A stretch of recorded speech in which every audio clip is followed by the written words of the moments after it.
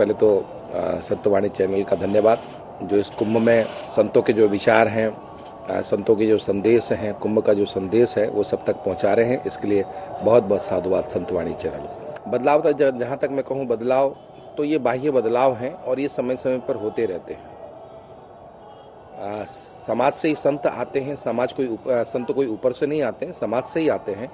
तो बाह्य बदलाव तो समाज समय के हिसाब से जो समाज बदलता है तो बाहर के बदलाव होते रहते हैं। लेकिन आंतरिक जो साधना पद्धति है, आज से हजारों वर्षों पहले जो पूर्व की साधना पद्धति थी, साधना पद्धति में कोई भी बदलाव नहीं है। साधना पद्धति आज भी वही की वही है, वही यज्ञ है, वही ध्यान है, वही तप है, वही उपासना है, वही व्रत है, उसमें कोई भी अंतर नहीं है।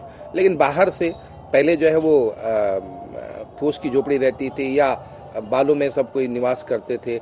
अब धीरे धीरे एक टेंट नगरी ये बन गई, या जैसा भी जो समय के हिसाब से जो व्यवस्थाएं हैं वो बनी है।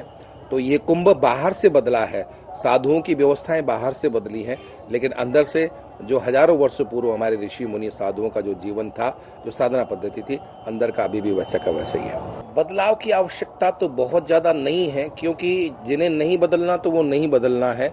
क्योंकि जिस तरह से समाज में इसमें फूहड़ता आ रही है, तो संत फूहड़ नहीं हो सकता है, हम उन्हें नहीं बदल सकते हैं। हाँ, वो यदि हमारे पास आते हैं, हमारे विचारों को सुनते हैं, तो निश्चित ही उनको बदलाव आते हैं।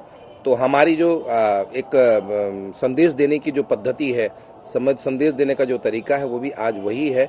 और आधुनिक समाज को मैं समझता हूँ कि पहले इतने संदेश की, इतनी उपदेश की जरूरत नहीं थी, इतने संतों के आदेशों की जरूरत नहीं थी जितने आज की समाज को है। क्योंकि आज का युवा वर्ग बहुत भटका हुआ है। इतना ज़्यादा भटकाव है कि हम लोगों को आश्चर्य होता है कि समाज जाएगा कहाँ आखिरकार। ये जो पतन होता चला जा रहा है, ये कहाँ जाएगा आज हमें समझ में नहीं आ रहा है।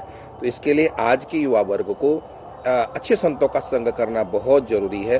और मैं समझता हूँ कि ये कुंभ उसके लिए बहुत महत्वपूर्ण जगह थी, बहुत उपयुक्त जगह थी। यहाँ पर लाखों करोड़ों युवा वर्ग आया। पहली बार ऐसा देखने को मिला कि पहले बुजुर्ग लोग अधिकतर, मतलब 90% बुजुर्ग लोग हुआ करते थे, और अब की बार आधे का जो है रेशियो रहा है।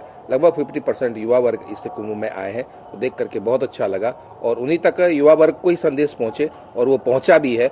तो कुंभ का जो हमारे ऋषियों का उद्देश्य था, मुझे लगता है कि वो उद्देश्य पूरा हुआ। हमारे यहाँ वेद कहता है एकम सद विप्रा बहुधा वदंती। वो तत्व एक है, उसको बहुत नामों से पुकारा जाता है। कोई शिव कहता है, कोई राम कहता है, कोई कृष्ण कहता है, लेकिन वो तत्व है। जैसे एक व्यक्ति को कोई पिता कहता है, कोई बेटा कहता है, कोई चाचा कहता है, कोई ताऊ कहता है, कोई भाई कहता है, कोई पति कहता है, कोई भांजा कहता है, तमाम तरह से एक व्यक्ति को पुकारा जाता है, लेकिन वो व्यक्ति कई नहीं हो जाते, व्यक्ति एक ही रहता है। ठीक उसी तरह से परमात्मा को कई नामों से पुकारा जाता है, लेकिन परमात्मा एक है।